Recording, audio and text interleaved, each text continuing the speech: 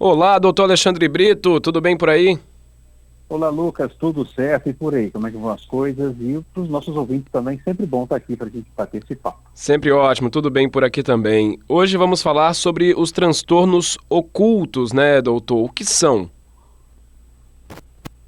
Vamos então tentar definir um pouco essa questão, porque isso é importantíssimo quando a gente fala de transtornos ocultos, porque eles são considerados ocultos, pois nós não conseguimos percebê-los à primeira vista, não é algo, vamos dizer assim, para fins didáticos, algo físico.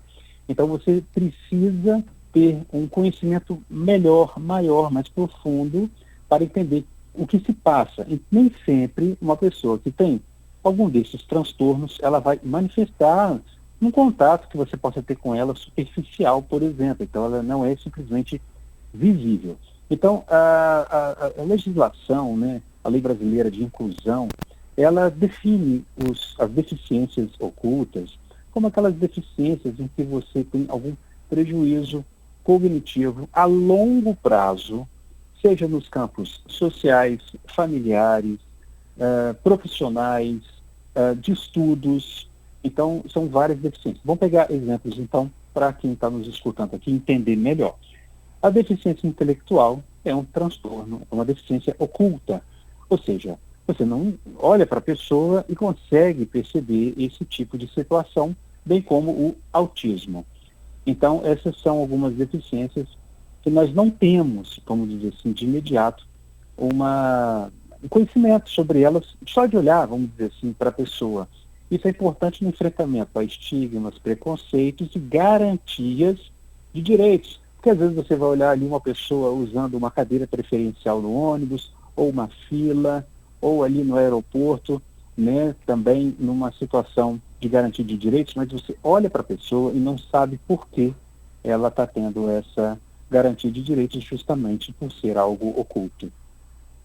Entendido. E aí, Alexandre, imagino que seja também delicado para quem não tem conhecimento de que a pessoa tem algum transtorno oculto lidar com essa situação, né? Como que faz aí? Qual que é a dica para quem está convivendo com pessoas que possam ter um transtorno oculto para conseguir lidar, para conseguir manter uma relação saudável, para conseguir manter ali o respeito também a essa condição da pessoa?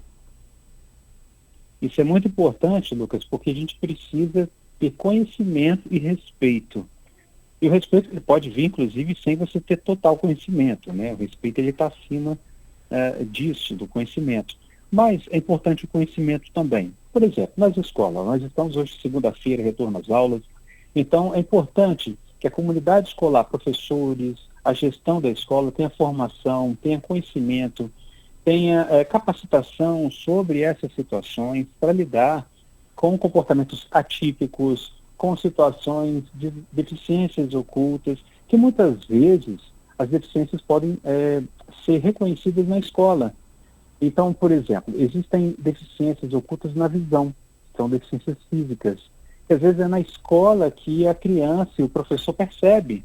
Quando ele tenta olhar o quadro e às vezes ele tem alguma dificuldade, e até então a família não sentia isso, porque não era algo que a criança precisava de alguma forma usar para ter uma convivência.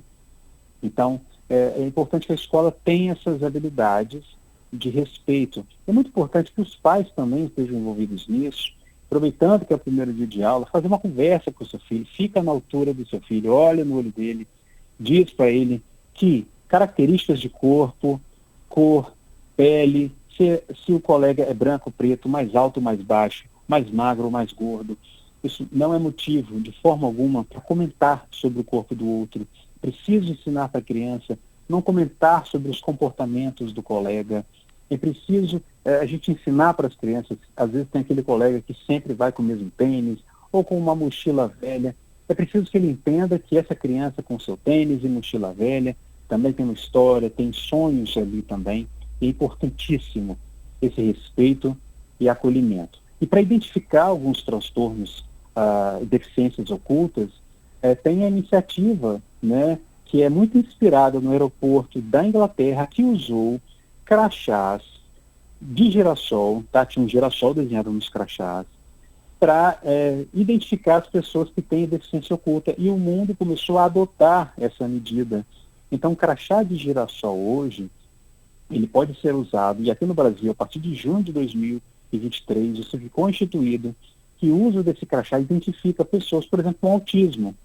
Então, nos aeroportos, nas escolas, no supermercado, seja onde você estiver, às vezes pode ter uma situação decorrente do autismo em que o crachá vai identificar aquela situação daquela criança, daquele adolescente, daquele adulto, porque ele também visa a garantia de direitos.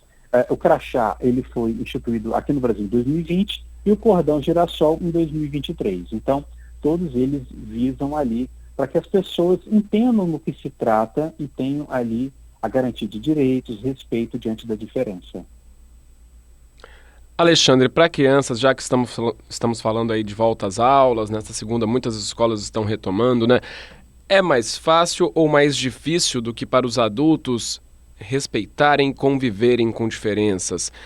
Acho que muita gente fica com medo de bullying, por exemplo, na escola, quando as crianças não conseguem entender que o colega é diferente, que o colega tem uma visão diferente do mundo, que o colega possui um transtorno oculto, por exemplo. Como que lida com as crianças para que haja esse respeito, uma interatividade, que sejam ali próximos, colegas, né, mantendo essa relação saudável? É importante uma construção de uma cultura dentro das escolas, principalmente dentro das escolas, e também nos lares, né, dentro de casa, não só de não praticar o bullying, como ser anti-bullying. Então, os pais têm que abrir uma caixa de diálogo direto com a criança, né? Eu faço essa metáfora de uma caixinha de diálogo, que às vezes você pode fazer um diálogo por escrito, você pode fazer um diálogo, uma conversa, literalmente, com crianças. As escolas podem fazer assembleias de crianças, né, e adolescentes para falar sobre o tema. E, assim, retomando a sua pergunta, Lucas, na minha experiência, eu vejo que as crianças têm muito menos preconceitos do que os adultos, porque o preconceito ele é aprendido. A gente aprende a ser racista, a gente aprende a ser machista, a gente aprende, né, a fazer o bullying, porque isso é algo que as crianças têm os adultos como espelho. Então, o adulto, muitas vezes, tem que desconstruir um monte de coisa para que ele possa respeitar o outro, tem que desconstruir para aceitar, conhecer, se aproximar de novo, desconstruir seus preconceitos, seus estigmas. Então, as crianças, em geral, elas têm mais facilidade de lidar com outras crianças. E usar essa habilidade das crianças de socialização é muito importante. E pode ser que as condutas ficam mais violentas na adolescência, onde eles formam grupos, às vezes eles começam a se comparar mais, competir mais, e aí é importante um trabalho de conscientização nessa idade da adolescência. Agora, as crianças, é muito mais difícil uma criança ter um preconceito, porque o preconceito ele é aprendido. Então, se você não dá esse exemplo para a criança, ou se a criança tem um comportamento preconceituoso, você tem que fazer intervenção na hora. É claro que a sua intervenção tem que ser saudável. Você não pode pedir para a sua criança para de gritar se você está gritando com ela, para de bater se você está batendo nela, para pedir para que ela não tenha preconceito com outros se você está ali o tempo todo falando do seu companheiro, do seu vizinho, da sua vizinha, da sua companheira, falando mal da sua família, sendo preconceituoso. É importante que a gente faça essa reflexão, viu? Eu ia perguntar justamente sobre a forma de abordar a criança caso passe por uma situação de bullying, né, de desrespeito, tanto a criança que sofreu quanto a criança que provocou, né, porque é importante conscientizar essa criança, conversar com ela também para que entenda, não faça e passe a respeitar. Com certeza, isso é importante porque o seu filho, a sua filha, eles podem sofrer bullying, mas eles podem praticar bullying, eles podem ser os agressores. Isso está muito ligado, por exemplo, a uma educação machista de crianças. Sabe aquela história, se você apanhar na rua, voltar e não bater na rua, e não revidar na rua e voltar para casa, apanhado da rua, você apanha em casa de novo, apanha 2 vezes. Isso é uma educação para violência, né? Então, é importante que os pais tenham uma relação de conhecimento sobre o filho, os colegas do filho, como o filho está se conduzindo na escola, dar responsabilidade para ele, saber que existem frustrações, saber que o limite é importante, e não é o professor que vai dar o limite ao seu filho, o professor não educa, o professor escolariza. Ele pode ser parte da educação, mas a educação, a grande responsabilidade é dos pais. Então é fundamental acolher a criança, mesmo que ela seja praticante do bullying. E a que sofre o bullying, também dar atenção para ela. Saber que às vezes o ambiente que ela sofreu bullying, ela não pode voltar para lá tão rápido ou simplesmente como se nada tivesse acontecido. Então é importante ter apoio psicossocial, psicólogos assistentes sociais, em casos mais graves, né, em algumas situações, orientações jurídicas também, para que a gente consiga lidar com isso de uma forma mais saudável e combater o bullying e os preconceitos com os transtornos mentais, principalmente as deficiências ocultas, que sofrem muito preconceito por falta de conhecimento, porque as pessoas olham e acham que não tem nada ali e acreditam que é uma preguiça, que a pessoa está se aproveitando, que a pessoa está fazendo alguma frescura, querendo chamar atenção, ou alguma situação como se fosse uma violência gratuita, enfim. Alexandre, a educação, o respeito em casa, né, que a criança vai aprender, mas a escola vai ter um papel fundamental nessa questão também de organizar ali na turma, né, os alunos, de manter ali informados e também de manter essa harmonia, né? Como que a escola lida, então, com turmas em que há crianças ou adolescentes que têm transtornos ocultos, para que o ambiente seja harmônico, para que não haja esse tipo de problema ou algum ruído?